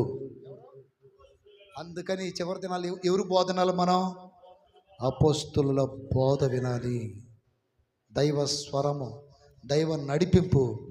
అంటే అపోస్తులు అంటే ఎవరో కాదు. అపోస్తులు అంటే అర్థమేంటి తెలుసా? పంపబడినవాడు. అర్థమేంటి చెప్పండి. ఇంకంతే, దాంట్లో మీనింగ్ ఏం లేదు. అపోస్తులుడు అంటే పంపబడినవాడు అని మీనింగ్. అపోస్టల్స్, పంపబడినవాడు. పెంటికాస్ట్ అంటే, పెంతికోస్తు అంటే 50 రోజులు అని అర్థం. పెంతికోస్తు అంటే అర్థం ఏంటి? 50 రోజులు. ఎన్ని వేరే భాష. బాప్టైజో అంటే ఏంటి? నీళ్ళల్లో ముంచటం లేదా పాతిపెట్టడం, అర్థం అది. అంటే ఇవన్నీ మన పదాలు కాదు. దేవుని స్తోత్రం. అందుకని ఇక్కడ అపోస్టల్స్ అంటే పిలవబడిన వారు. దేనికోసం? ఆయన రాజ్య వ్యాప్తి కొరకు, దేవుని సేవ చేయటానికి పిలవబడిన వారు. గట్టిగా చెప్పండి. మీ మాట వినేవాడు నా మాట వినడు, మిమ్మల్ని నిరాకరించేవాడు నన్ను నిరాకరించును. చేతుల పైకి ఎత్తి గట్టిగా చెప్పండి. దైవికమైన విధానములో నేను కానీ నా కింద ఉన్న సేవకులు కానీ ఏది చెప్పినా మీరు లోబడండి. అది క్రమం అది. అందుకంటే వాక్యం చెప్తుంది అక్కడ చూడండి. ప్రతి వాడును పై అధికారమునకు ఏలైనగా దేవుని వలన కలిగినది తప్ప మరి ఏ అధికారము లేదు. ఏ అధికారము లేదు. ఉన్న అధికారములు దేవుని వలననే నియమింపబడి ఉన్నవి. కాబట్టి అధికారమును ఎదిరించేవాడు దేవుని నియమమును ఎదిరించుతున్నాడు. చేతుల పైకి ఎత్తి గట్టిగా చెప్పండి. నేనెందు లోబడేది అని మనం ఎదిరిస్తే దేవుని యొక్క నియమాన్ని ఏం చేస్తున్నట్టు అతను అలా చెప్పాలి గట్టిగా. చేతులు ఎత్తరే, చేతులు ఎత్తరే. ఒక బ్రదరు సేవకు వచ్చాడు. కొన్నిటికి వాక్యానికి విరుద్ధమైన వాటికి ఎవరైనా చెప్పినా బ్రదర్లలో కూడా ఒకవేళ చెప్పరు, చెప్పినా లోపడకూడదు. ఒకటి సేవకు వచ్చాడు నా దగ్గరికి. దేవుని స్తోత్రం. వాడు ఏం చేశాడంటే, విశ్వాసులు చెప్పాడంట, వనభోజనాలు చేసుకొని పొయ్యి తినొద్దామా అన్నాడంట. ఏ భోజనాలు? వన అంటే ఏంటి? తోట. వనం అంటే తోట. వన భోజనాలు చేసుకొని తినొద్దామా అంటే ఆ సంగ పెద్ద అన్నాడంట, అయితే అన్ననే అడిగావా అంటే అన్నీ అన్నకు చెప్పాలా అన్నాడంట. ఏమన్నాడు? వాళ్ళు ఏమన్నారు తెలుసా? అన్న, ఇతను ఏదో రాంగ్గా మాట్లాడుతున్నాడు, ఇది పరిస్థితి అన్నప్పుడు నేను వాడిని పిలిచి అడిగాను, ఇది రబ్బాయ్, ఇప్పుడు కాదులే, చాలా సంవత్సరాల కిందట జరిగింది. అన్నానన్నా, నేను పుషిక్కిని తెలియక అన్నానన్న, తెలుసుకో. దాని స్తోత్ర. నువ్వు అన్నీ చెప్పినా మళ్ళీ విశ్వాసులు నా దగ్గరికి ఫోన్ చేసి అడిగారంటే దీన్ని బట్టి ఏమర్థమైంది? మీరు ఎన్ని చెప్పినా వాళ్ళు నన్నే నమ్ముతారని. చప్పట్లు కొట్టండి గట్టిగా. హల్లెలూయా. మీరు ఆర్డర్గా అన్నెళ్ళిన క్రమంలో వెళ్తే మిమ్మల్ని ఏమనరు. వనభోజనాలు నీకెందుకు రా పిచ్చివాడా, కావాలంటే చెప్పకూడదు. 1000 రూపాయలు కావాలంటే ఏ ప్రభుదాసులో పంపించి డొక్క రోడ్లో ఒక బకెట్ బిర్యానీ తెప్పించి ఇచ్చేవాళ్ళమేగా. వనభోజనాలు ఎందుకు? తిండికి కక్కుర్తి పడ్డా తిండిపోతా అని చెప్పి అంటే తలకాట దించుకున్నాడు. నేనస్తాను. దైవికము కానీ చెప్పినప్పుడు ప్రశ్నించవచ్చు, తప్పులేదు. అయితే వాక్య ప్రకారము ఆత్మీయంగా ఉన్నప్పుడు వాటికి లోపడాలి. చేతుల పైకి ఎత్తి గట్టిగా చెప్పండి. అందుకని నాయకులు లేని జనులు కూడా ఏమైపోతున్నారు? చెడిపోతున్నారు. అలాగే సామెతల గ్రంథం 11:15. హల్లెలూయా. 11:15 ఎదుటివాని కొరకు పూటబడిన వాడు చెడిపోవును. ఎదుటివాని కొరకు పూటబడిన వాడు అంటే అర్థం ఏంటి? వీడు పెడుతున్నాళ్ళే నేను తింటా కూర్చుంటానంటే కుదరదు. చేతులు పైకెత్తి గడిగలు చెప్పండి. నాకేలే చూడరే, వీడు పెడుతున్నాడు కదా అని చెప్పి బంధువుల దగ్గర ఉన్నాం అనుకోండి, పొమ్మని లేక పొగ పెడతారు. ఏమనలేక నిజంగా అంటే నా మనసు అలాంటిది చెప్తున్నా మీకు. ఇప్పుడు మన పిల్లలు ఏదన్నా ఇప్పుడన్నా ఇబ్బంది అయినప్పుడు వీళ్ళు కార్లు కానీ లేకపోతే బైకులు కానీ అవి కానీ తీసుకెళ్ళాలని అంటారు. కానీ అప్పుడు కూడా నా మనసు ఎందుకనో ఎక్కడో తప్పు అనిపిస్తుంది. మనోళ్ళే మనం వాడుకుంటాం. కానీ ఏదైనా అన్న నన్ను అడగొచ్చుగా అది ఇది అని అంటారు. కానీ నా మెంటాలిటీ అట్ట అయిపోయింది. ఎందుకని టక్కన మళ్ళీ వాళ్ళకి ఏదన్నా అవసరం అవుతుందేమో అది ఇది అట్లాంటి మెంటాలిటీ. ఎందుకంటే తొందరపడి దేనికి లోపడకూడదని. దేవుని స్తోత్రం కలుగును గాక. ఒక్క విషయం కాదు, మొన్న ఒకసారి ఏదో సందర్భం అయితే అన్న ఇట్లా పరిస్థితి, ఒక వస్తువు కావాలి మాకు, మమ్మల్ని అడిగితే ఇచ్చేవాళ్ళమే కదా. ఎవరు అడుగుతారు? అడగడానికి నాకు మనసు రాదు. హల్లెలూయా. అట్టని మీరేమి తప్పని నేను అన్నాం. నా మెంటాలిటీ అది మొదటి నుండి. చేతుల పైకి ఎత్తి గడిగలు చెప్పండి. ఇది పరిస్థితి ఇది అని అంటే అప్పటికప్పుడు పోయి ఒక నిచ్చిన అవసరమైంది. నిచ్చిన వాళ్ళ దగ్గర ఉందన్న సంగతి తెలుసు నాకు, కానీ అడగడానికి మనసు చెప్పండి రాలా. వీళ్ళు ఎదుగుతూ ఉంటే ఏంది ఎదుగుతున్నారు అది అన్నప్పుడు పెద్ద కోళ్ళ దగ్గర అప్పుడు వీళ్ళు ఎవరో చెప్పారు. దేవుని స్తోత్రాలు చెప్పండి గట్టిగా. పూట పడకూడదు. ఏం పడకూడదు చెప్పండి? పూట పడటం అంటే అప్రీతిని పెట్టారు. నువ్వు ఇబ్బందులు ఉన్నప్పుడు ఎవరైనా సహాయం చేసి తీసుకో, కానీ ఆ దృష్టితో మాత్రం జీవితాంతం ఒక వ్యక్తికి లోబడినా నువ్వు చెడిపోతావని వాక్యం చెప్తుంది. ఇంకోసారి చదవమ్మా మాట. హల్లెలూయా. ఎదుటివాని కొరకు పూట పడకూడదంటే ఇక పెడుతున్నారు కదా అని తింటా కూర్చోకూడదు. దేవుని స్తోత్ర. నువ్వు కష్టపడాలి, నువ్వు సంపాదించాలి, నీ మీద నువ్వు ఆధారపడాలి. ఎప్పుడు అవసరానికి ఇస్తారు తప్పులేదు, అవసరానికి పెడతారు తప్పులేదు. ఇక పెడుతున్నారు కదా అని పూర్తిగా డిపెండ్ అయ్యే వాళ్ళందరూ చెడిపోతారంట. చేతులు పైకెత్తి గడిగలు చెప్పండి. నీకు ఇల్లు లేదు, ఇటు చూడండి, ఇల్లు లేని వాళ్ళ గురించి కూడా చెప్తున్నా. నీకు ఇల్లు లేనప్పుడు ఎక్కడైనా ఒక అద్దెంట్లో ఉంటున్నావు. అద్దెంట్లో ఉన్నప్పుడు నువ్వు ఆలోచించాలి, నేను కూడా ఒకటి సొంతంగా సంపాదించుకోవడానికి ప్రయత్నం చేయాలని ఆలోచించాలి. లేదు అంటావా, ఏదో ఒక దిన ఆ అద్దెంట్లో నుండి నిన్న పేరుచెర్లో ఒక విశ్వాసిని అన్ఎక్స్పెక్టెడ్ ఖాళీ చేయమన్నారంట. వాళ్ళకి ఎక్కడ పోవాలో అర్థం కాల. చెప్పాను, అటైతే మందిరం కాడికి అంత తెచ్చుకోండి, ఆ రూములలో ఎక్కడో సారి పెట్టుకుందరని చెప్పాను. నా ఎటు పోవాలో అర్థం కావట్లేదు. అంటే ఇబ్బంది లేదు, ఆ పక్కన ఉంది కదా దాంట్లో పెట్టుకుని సామాను చర్చిలో పడుకున్నానంటే మళ్ళీ ఒక వ్యక్తి వచ్చి నా దగ్గరికి వచ్చి, అన్న పలానోళ్ళు ఇల్లు ఖాళీ ఉందన్న, నేను చెప్తాలే అని చెప్పి అక్కడ పంపించాడు. ఇక్కడ ఎందుకు చెప్తున్నానంటే ఆలోచించాలి. పూర్తిగా డిపెండ్ అవ్వకూడదు. ఏం కష్టపడితే నేను ఏదో ఒకటి సంపాదించగలను, ఏం కష్టపడితే ఇల్లు సంపాదించగలను, ఎట్లయినా ప్రయత్నం చేయాలి అని ఆలోచన చేయాలి. ఒప్పుకున్నారు కదా అని ఎల్లకాలం ఒప్పుకోరు ఎవరు. నా మాట ఎంతమందికి అర్థమైంది? ఒప్పుకున్నారు కదా అని ఎల్లకాలం ఒప్పుకోరు. ఖచ్చితంగా నువ్వు ప్రయత్నం చేయాలి. హల్లెలూయా. చేతుల పైకెత్తి గడిగలు చెప్పండి. వాళ్ళు ఇలా ఉంటున్నావు, ఇల్లు ఉంటే అద్దెకి ఉంటే ఎంతకాలం నెట్టేస్తారు బయటికి ఏదో రోజు. పూట పడకూడదు అని చెప్తున్నాడు కాబట్టి ఆ వాక్యం మీద చెప్తున్నా మీకు ఈ విషయం. పూట పడివాడు ఏమవుతాడు? చెడిపోతాడు. బాధపడతావు, ఏదో ఒక రోజున బాధపడతావు. ప్రయత్నం చేయి, ఒళ్ళొంచి కష్టపడు, సంపాదించుకోండి, స్థలాలు సంపాదించండి, ఇల్లులు సంపాదించుకోండి, కాస్త తినటానికి మెతుకులు సంపాదించుకోండి. దరిద్రంగా ఉండటం కూడా దేవుని చిత్తమా కాదు. హల్లెలూయా. కొంతమంది సోమరులు ఉంటారు. వాళ్ళు ఎట్లుంటారు తెలుసా? కాస్త 10,000 వచ్చినాయి అనుకోండి, 10,000 అయిపోయేదాకా వాడు పనికి 10,000 అయిపోయేదాకా వాడు పనికి పోడిక. అందుకని సోమరి సేమల యొద్దకు వెళ్ళి ఏం తెచ్చుకోవాలి? జ్ఞానం తెచ్చుకోమంటున్నాడు దేవుడు. దేవుని స్తోత్రం కలుగును గాక. హల్లెలూయా.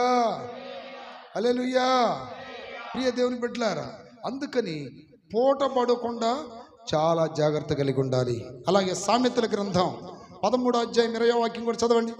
స్తోత్రం కలుగును గాక. నా మనసంతా నీ మీదనే ఆనుకొనుచున్నది, ఏమైనా ఏదైనా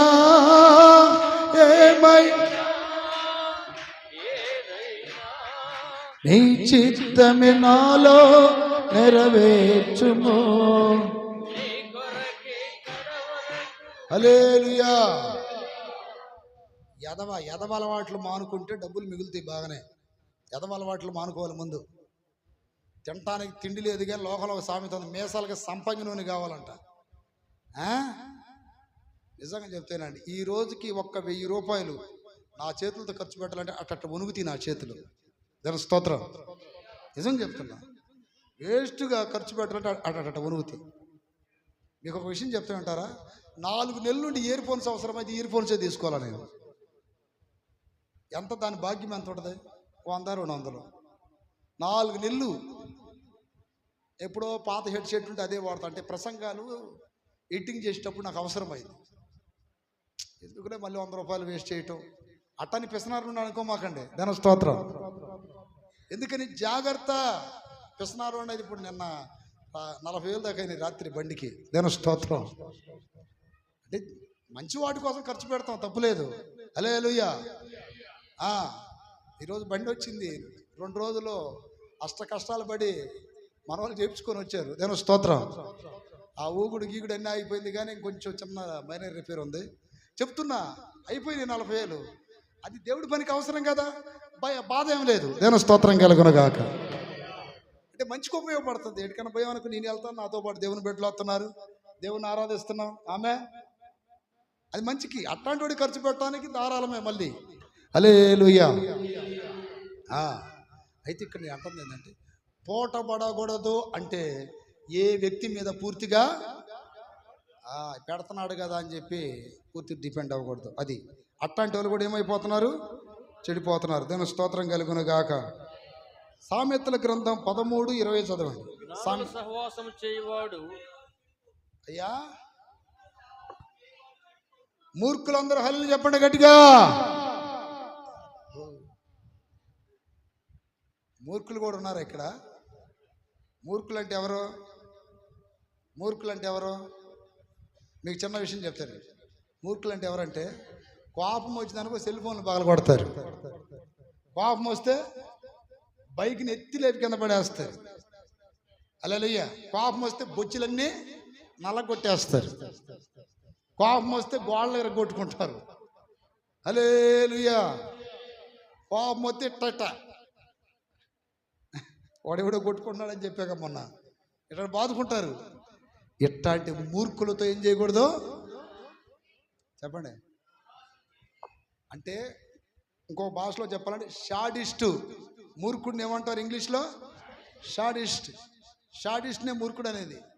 ఇట్లాంటి మూర్ఖులతో లోకంలో సామెత ఉంది, నా ప్రియ దేని పెట్టారా, ద్రోహినైనా నమ్మొచ్చు కానీ షాడిస్ట్ని నమ్మకూడదు. వాడికి ఎప్పుడు కోపం అవుతుందో తెలియదు, ఎప్పుడు ఏమి వేస్తాడో తెలియదు, బండ్లు వేస్తాడు, రాళ్ళు వేస్తుంటాడు. అలాంటి వాళ్ళతో ఏం చేయకూడదు? చేతులు పైకెత్తి గట్టికలు చెప్పండి. హల్లెలూయా. ఒకరోజు ఇలాంటి కోపం ఉన్న పాస్టర్తో పాటు మీటింగ్కి వెళ్ళాను నేను. చూడండి, కొన్నిసార్లు మోసపోతాం మేము కూడా. ఆ పాస్టర్ గారితో పాటు మీటింగ్కి వెళ్తే గుంటూరులో ఒక కోటం పెట్టాడు. అయ్యా జెర్మియా గారు మీరు కూడా రాండి అంటే పోయా. ఆ పెట్టింది వాళ్ళ బంధువుల దగ్గర అంట. ఆ పెట్టించిన ఆయన ఎవరో, వాళ్ళ పెదనాన్న ఎవరో. మొత్తానికి ఏం జరిగిందంటే, ఆ కూటమి అయిపోయిన తర్వాత వాళ్ళిద్దరికి మాట ఏదో స్తోత్రం జరిగింది. ఆ బైబిల్ మొత్తం విసిరేసి అన్నాడు, ఇలా కాడ ఎందుకు మనం వెళ్ళిపోదామని చెప్పాను. అరే బాబు, ఉపవాసపడానికి తెచ్చావు, కడుపు మాడుతుంది ఇక్కడ. ఏం మాడుతుంది? ఏమన్నా పెట్టిస్తావంటే గుంటూరు నుండి 100 కిలోమీటర్లు నడిపించాడు అన్నం లేకుండా. గట్టిగా చెప్పి ఏం లేకుండా బస్సులోనే వచ్చింది. కొన్ని చోట్ల నడవాల్సిన పరిస్థితి ఏర్పడింది. అన్నం అంటే ఎందుకు వాళ్ళన్నా మనకెందుకు నేను అనుకున్నా, పాన్లే నషాపేటలని పెట్టిస్తాడేమనుకున్నా. ఇంటికి తీసుకెళ్ళి అలా కళ్ళు ఎట్టపోయినాయి. బాగా జరిగిందా అన్నాడు పాస్టర్ గారు. జరిగింది బాగా జరిగింది. హల్లెలూయా. ఆ రోజు నిర్ణయించుకున్నా, ఈ మూర్ఖుడితో ఎప్పుడు ఇక ప్రార్థనకి వెళ్ళకూడదు, మూర్ఖత్వం ఉండకూడదు. చతురు పైకి ఎత్తి గడిగలు చెప్పండి హల్లెలూయా, హల్లెలూయా. అందుకని మూర్ఖులు సహవాసం చేసేవారు ఏమవుతున్నారు? చెడిపోతున్నారు. హల్లెలూయా. అలాగే నా ప్రియమైన బిడ్డలారా, ఇతరులను మోసం చేసే వాళ్ళు కూడా చెడిపోతారు. 2 తిమోతి 3:13 చదవండి. 2 తిమోతి, దేవుని స్తోత్రం కలుగును గాక. 2 తిమోతి 3:13. అయితే దుర్జనులను, వంచకులను, ఇతరులను మోసపరచుచు తమ్మును తాము మోసం చేసుకొనొచ్చు అంతకంతకి చెడిపోతారు. చతురు పైకి ఎత్తి గట్టిగా చెప్పాలి హల్లెలూయా. ఎన్ని పాయింట్లు చెప్పా చెప్పండి? ఒకటి 9 8 చెప్పండి. ఒక్కో పాయింట్. స్టార్టింగ్ ఏంటి? బలత్కారం వలన. బలత్కారం అంటే ఏంటి? నేను అన్నదే జరగాలి, నా మాట నెరవేరాలి, నా కోరిక తీరాలి. ఇది బలత్కారం అంటే. దేవుని స్తోత్రం. విగ్రహారాధన, విగ్రహారాధన, లోబడలేకపోవటం, ఇచ్చలవిడిగా బ్రతకటం, అవి 3 ఒకటే. దేవుని స్తోత్రం. తర్వాత గర్వించి చెడిపోయిరి. తర్వాత బుద్ధిహీనత వల్ల చెడిపోయిరి. తర్వాత నాయకులు లేక, పైన ఒక పాస్టర్ లేడు, ఒక నాయకుడు లేడు, చెడిపోయారు. తర్వాత ఎదుటివారి పొరుగువాని కొరకు పూటపడివాడు చెడిపోతున్నాడు. తర్వాత మూర్ఖులతో సహవాసం చేసేవాడు చెడిపోతాడు. దేవుని స్తోత్రం కలుగునగాక. చివరికి మోసపరిచేవారు దురాశల వల్ల కూడా చెడిపోతారంట. ఎఫెసీ 4:12-22. త్వరగా. దురాశ వల్ల కూడా చనిపోతారు. దేవుని స్తోత్రం కలుగునగాక. స్తోత్రం, స్తోత్రం, స్తోత్రం, స్తోత్రం, స్తోత్రం. మునుపటి ప్రవర్తన విషయంలోనైతే మోసకరమైన దురాశల వలన, చూడండి చూడండి, మోసకరమైన దురాశల వలన చెడిపోవు మీ ప్రాచీన స్వభావమును. చూడండి, చెడిపోయే అంటే చెడగొట్టే దురాశలు. ఈ రోజున నీలో ఉన్న దురాశలు ఏమిటి? నీలో ఉన్న దురాశలు ఏంటి? కోపమా, పాపమా, అబద్ధాలా, వేరే వేరే చెడు ఆలోచనలా, ఇవన్నీ నిన్నేం చేస్తున్నాయి? చెడగొట్టేస్తున్నాయి. చేతుల పైకి ఎత్తి గడిగలు చెప్పండి హల్లెలూయా. లోకాశలతో పోరాడి సాతాను పై జయముంది. లోకాశలతో పోరాడి సాతాను జయమునంది. దీనుడని సేవ చేయుటకు అభిషేక్. చప్పట్లు కొట్టాలి గట్టిగా. ఆమేన్, ఆమేన్. దీనుడని సేవ చేయుటకు అభిషేకించుమయా పరిశుద్ధాత్ముడా. శక్తి దయా చేయుము పరిశుద్ధాత్ముడా. శక్తి దయా చేయము. నీ యొక్క బలము నాకవసరమని ప్రభువా నీవే ఎరుగుదువు. నీ యొక్క బలము నాకవసరమని ప్రభువా నీవే ఎరుగుదువు. నీ యొక్క బలము నాకవసరమని ప్రభువా నీవే ఎరుగుదువు. నీ యొక్క బలము నాకవసరమని ప్రభువా. నీ యొక్క బలము నాకవసరమని ప్రభువా ఎరుగుదువు. నీ యొక్క బలము నాకవసరమని ప్రభువా ఎరుగుదువు. నీ యొక్క బలము నాకవసరమని ప్రభువా ఎరుగుదువు. నీ యొక్క బలము నాకవసరమని ప్రభువా.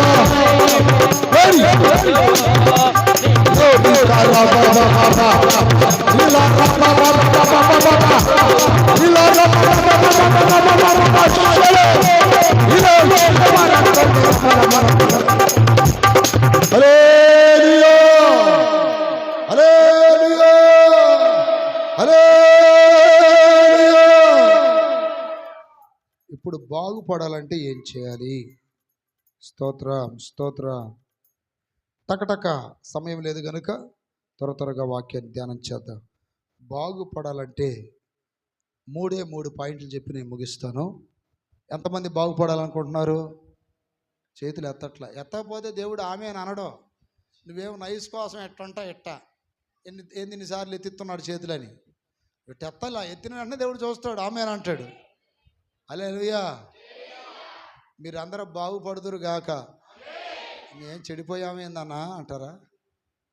అది నాకు అవసరం లేదు. దేవుని స్తోత్రం. వాక్యం చెప్తుంది, ఆదికాండము, దేవుని స్తోత్రం కలుగును గాక. హల్లెలూయా. 20వ అధ్యాయం 17వ వాక్యం. 20వ అధ్యాయం 17వ వాక్యం. అబ్రహాము దేవుని ప్రార్థింపగా దేవుడు అబీమెలెకును అతని భార్యను అతని దాస్యులను బాగు చేసెను. దేవుని స్తోత్రం. చూసారా? ప్రార్థన చేసిన అబీమెలెకును దేవుడు ఏం చేశాడు? అంతకుముందేమయ్యారు? దేవుడు మొత్తాడు. అబ్రహాం భార్య అయిన శారాను తీసుకెళ్ళినందుకు దేవుడు ఆ కుటుంబాన్ని శిక్షించాడు. శిక్షించినప్పుడు ఈ అబీమెలెకు ఏం చేశాడు? అయ్యా ఇది పరిస్థితి, ఇది అన్నట్టుగా చెప్పినప్పుడు అబ్రహాం అన్నాడు, అయ్యా ఆమె నా చెల్లెలు కాదు, నా భార్య, ఇది అని చెప్తే అట ముందెందుకు చెప్పలేదు? నీకు పెళ్ళయిందని, శారాని నాకు చెల్లెలు అన్నావు కదా, నేనేం తప్పు చేశాను? పెళ్లి కాలేదేమోనని చెప్పి తీసుకెళ్ళి పెళ్లి చేసుకుందాం అనుకున్నా. అదని చెప్పినప్పుడు అబ్రహాం అంట మరలా అబీమెలెకు కొరకు ఏం చేశాడు? ప్రార్థన చేశాడు. ప్రార్థన ఏం చేసింది? బాగు చేసిద్ది. గట్టిగా చెప్పండి. ప్రార్థన ఏం చేసిద్ది? నిజంగా ప్రియ దేవుని బిడ్డలారా, మిమ్మల్ని ఎవ్వరూ బాగు చేయలేరు, కానీ ప్రార్థన బాగు చేసిద్ది. అందుకని రోజుకు ఒకసారిగా సమయం దొరికినప్పుడల్లా మోకాలు ఉంచండి, ప్రార్థన చేసుకోండి. ప్రార్థన అవసరం. నువ్వు అనుకుంటావు ఇది బాగైద్దా, అదైద్దా, ఇదైద్దా అనుకుంటాం మనం కొన్నిసార్లు. అన్నిటినీ బాగు చేస్తాడు దేవుడు ఏం చేస్తే. కానీ దేవుని బిడ్డలు ఈ రోజున సాతాను చేత ఎట్లా మోసపోతున్నారంటే అన్నీ చేస్తున్నారు కానీ ప్రార్థన చేయట్లా, మోకాలు ఉంచట్లా. ఎంత మోసంలో ఉంటున్నారు. ప్రార్థన అనగానే అని చెప్పి ఎమ్మడే నిద్రలోకి వెళ్ళిపోతాం. ప్రార్థన నిన్ను బాగు చేసిద్ది. ప్రార్థన నీ కుటుంబాన్ని బాగు చేసింది, మీ పిల్లలను కూడా బాగు చేసింది, నీ వ్యాపారాలను బాగు చేసింది, నీ పాడి పంటలను బాగు చేసింది, నీ జీవితాన్ని బాగు చేసింది. హల్లెలూయా. ప్రార్థన వలన బాగుపడన వాడు ఎవడైనా ఉంటాడో ప్రపంచంలో? ప్రార్థన చేస్తే ఎలాంటిదైనా ఎలాంటివాడైనా బాగుపడిపోతాడు. నెంబర్ 1. నెంబర్ 2, కీర్తనల గ్రంథం 107వ కీర్తన 20వ వాక్యం చదువుకుందా. 107వ కీర్తన 20వ వాక్యం. స్తోత్రం. బాగుపడాలంటే మనం ఏం చేయాలి? రెండవది, ఆయన తన వాక్కును పంపి వారిని ఆయన వారు పడిన గుంటల్లో నుండి వారిని విడిపించాను. బాగు చేసేది ఏంటిది? రెండోది వాక్యము. బాగు చేసేది ఏంటి? చక్కగా రాసుకోండి, చక్కగా రాసుకొని ధ్యానించండి వాక్యాలు. ఈ వారం మొత్తం మీకు ఆహారం ఇదే. హల్లెలూయా. సమయం లేని కారణాన్ని బట్టి అవుట్లైన్ చెప్తున్నా మీకు. మీరు చదువుతూ ఉంటే ఇంకా కొన్ని కొత్త విషయాలు దేవుడు తెలియపరుస్తాడు. ఆమేన్. రోజుకోసారని బైబిల్ చదువుతారా లేదా? చదవండి చదవండి చదవండి అని చెప్తున్నా. ఆమేన్. పొద్దున్నే చదవండి, సాయంత్రం చదువుకోండి. కనీసం ఒక 3-4 అధ్యాయాలను చదవండి, కనీసం 2 అన్న చదవండి. వాక్యం చదవటం నేర్చుకో. దేవుని స్తోత్రం కలుగునగాక. నేను మొన్న చెప్పాను తురగపాలెంలో ఒక ఎగ్జాంపుల్. ప్రెడిక్ట్ ఇంగ్లాండ్ రాజు ఒక పాయసం తీసుకుని వచ్చాడు. దేవుడు అన్నాడు, నువ్వు ప్రార్థన చేయలేదు, వాక్యం చదవలేదు, తొందరపడకుండా ముందు ఆ పని చేసి ఆ పాయాసం తినమన్నప్పుడు గంట టైం అయిపోయింది. తినబోయే సమయానికి ఒక సాలిడ్ పురుగు బూజు కనపడింది. ఇదొద్దు, వేరే గిన్నె తీసుకొని రమ్మన్నాడు. ఈ గిన్నె తీసుకొని పనివాడు వంట రూమ్లోకి వెళ్ళినప్పుడు వంట మాస్టర్ చూసి వెంటనే రివాల్వర్తో కాల్చుకొని చచ్చిపోయాడు. ఎందుకు చచ్చిపోయాడంటే దాంట్లో ఏం పెట్టాడు? విషం పెట్టాడు. అంటే అక్కడ కాపాడింది ఎవరు? ప్రార్థన వాక్యము. ఒక పక్క ప్రార్థన చేసుకోమని, వాక్యం చదవమని దేవుడు ప్రేరేపించిన అతను అలా చేయకుండా అడావుడికి తాగితే ఏమయ్యేది? చచ్చి కూర్చునేవాడు. అందుకని ప్రతిరోజు ప్రార్థన చేయండి. మీ అందరికీ చేతులు జోడించి చెప్తున్నా, ప్రార్థన చేయండి. రాత్రి నేను పేరిచ్చారులో 2 గంటల సేపు ప్రార్థన చేయించా, వాక్యం చెప్పలా. ఏడ్చేర్చి చేయండి ప్రార్థన చెప్పా. ఏడ్చారు బాగా. నేను స్తోత్రం చెప్పా. ప్రార్థన చేయండి, ఎక్కువగా ప్రార్థన చేయండి. ఈరోజు కూడా నేను అసలు మిమ్మల్ని ప్రార్థనలో ఎక్కువ సమయం ఉంచాలని ఎందుకు నాకు అట్ట అనిపిస్తుంది. నేను ఎదుగుతున్నాను ప్రార్థనలో, నా బిడ్డలు కూడా ఎదగాలి అని ఒక ఆశ నాకు. కానీ ఈరోజు ఆరాధన కదా, వాక్యం చెప్పాలి, తప్పదు. దాని స్తోత్రం. మీరు ఇళ్ళకాడ చేయండి, సమయం లేదనమాకండి, సమయం చూసుకొని. ఎందుకంటే బాగు చేసేది ప్రార్థన, బాగు చేసేది వాక్యం, మూడోది బాగు చేసేది విశ్వాసం. దాని స్తోత్రం. మత్తయి సువార్త 9:22 9:22 దాని స్తోత్రం కలుగునగాక. మూడోది లాస్ట్ అండ్ ఫైనల్ వాక్యం చదవండి. మత్తయి సువార్త 9:22 యేసు వెనుకకు తిరిగి ఆమెను చూచి కుమారి ధైర్యముగా ఉండుము, నీ విశ్వాసము నిన్ను బాగుపరిచెనని చెప్పగా. విశ్వాసము నిన్నేం చేసిద్ది? నువ్వు అనుకుంటావు, అయ్యా హాస్పిటల్కి వెళ్ళాను, అది పోయింది ఇది పోయింది అని చెప్తున్నారు అయ్యా అనని నువ్వు ఒకవేళ చెప్పొచ్చు.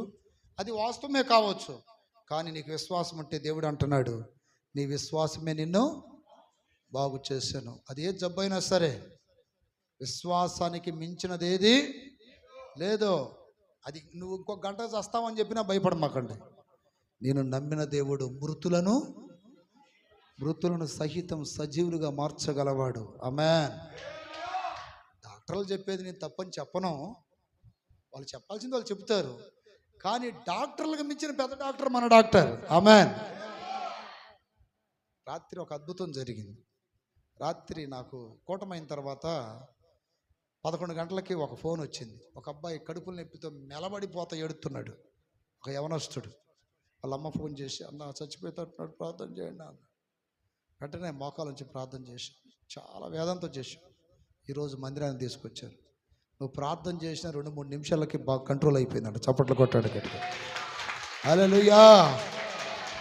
ఇందాక నాతో మాట్లాడి చెప్తున్నాడు, చచ్చిపోతారేమో భయం వేసిందన్న, అంత భయంకరమైన బాధ, ఎటువంటి పరిస్థితి అంటే అక్కడ అతనికి హాస్పిటల్కి పోయినా తగ్గట్లా. దాని స్తోత్రం. లెవర్ పెరిగింది, అది పెరిగింది అని చెప్తున్నారంట. ఉంది, ఆస్తులు చాలా ఉన్నాయి. కానీ రాత్రి ఇంకా డేంజర్ అయిపోయాడు. ప్రార్థన చూడండి. అంటే ఇక్కడ నేనే గొప్పని కాదు నేను చెప్తుంది, విశ్వాసంతో మనం ప్రార్థన చేస్తే ఎవరికైనా దేవుడి కార్యాలు. అది ఆ విషయం మర్చిపోము. అక్కడ నీ విశ్వాసమే నిన్ను, మీ విశ్వాసము బాగు చేసేది అదేనా? మీ విశ్వాసమును, నీ విశ్వాసం నిన్ను బాగుపరిచని చెప్పగా. చేతుల పైకెత్తి గడిగలు చెప్పండి. అందుకని నా ప్రియ దేవుని బిడ్డలారా, ఇప్పుడు చెప్పండి, మనల్ని బాగు చేసేది ఏంటి? హల్లెలూయా. 1 ప్రార్థన, 2 3. అందుకని ఇప్పుడు బాగు చేసి ఆ 3 చదవాలా లేదా? ఆ 3 అవలంబించాలా లేదా? ప్రార్థన చేయాలి, వాక్యం చదవాలి, విశ్వాసం అభివృద్ధి చేయని అడగండి. అభివృద్ధి చేయ.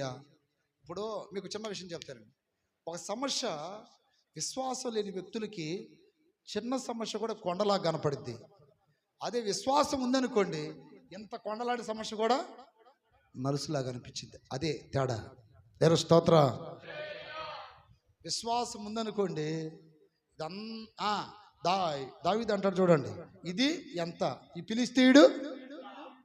విశ్వాసం లేదనుకోండి, వేగు చూడటానికి పోయారు చూడండి యెహోషువ కాలేబుతో పాటు, వామ్మో వాళ్ళ చాలా ఎత్తైన ప్రజలు, వాళ్ళని మనము జయించలేము, అక్కడికి వెళ్ళలేము, ఇట్లాంటి మాటలు వస్తాయి. ఏం లేనోడికి ఇదే అంతా. నా దేవుడు నా వెనకాల ఉన్నాడు. ఆమేన్. అందుకని బాగు చేసేది 3, చెడగొట్టేది 10.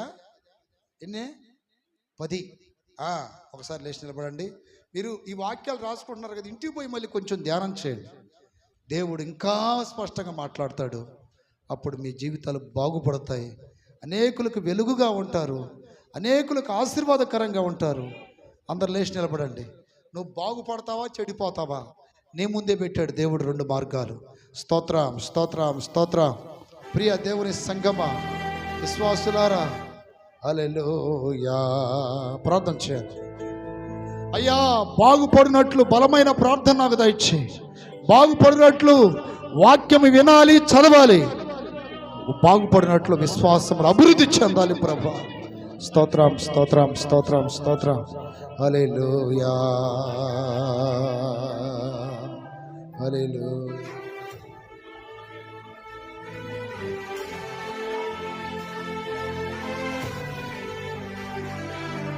yes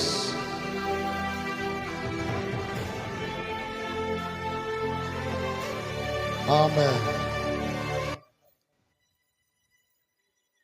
బలత్కారముతో బ్రతికితే, ఊహలు తలంపులు చెడిపోతే చెడిపోతారు. అలాగే లోపడకపోతే చెడిపోతారు. వెచ్చలవిడిగా తిరిగితే చెడిపోతారు. దేవునికి నచ్చని అన్య కార్యాల వైపు తిరిగితే చెడిపోతారు. నాయకులకు లోబడకపోతే చెడిపోతారు. అలాగే మోసపరిచే వాళ్ళు చెడిపోతారు. మూర్ఖుల సహవాసం నిన్ను చెడగొట్టింది. ఇంకా ఎన్నో విషయాలతో దేవుడు మనతో మాట్లాడాడు. నువ్వు చెడిపోకుండా బాగుపడాలి అంటే ప్రార్థన చేసుకో, వాక్యాన్ని చదువు, విశ్వాసంతో బ్రతుకు. అట్టి కృప దేవుడు దయచేయను గాక. స్తోత్రం, స్తోత్రం, స్తోత్రం. స్వర్జన ప్రార్థన చేయి. హల్లెలూయా, హల్లెలూయా. అయ్యా నీ సన్నిధిలో తండ్రి యేసయ్యా కూడిన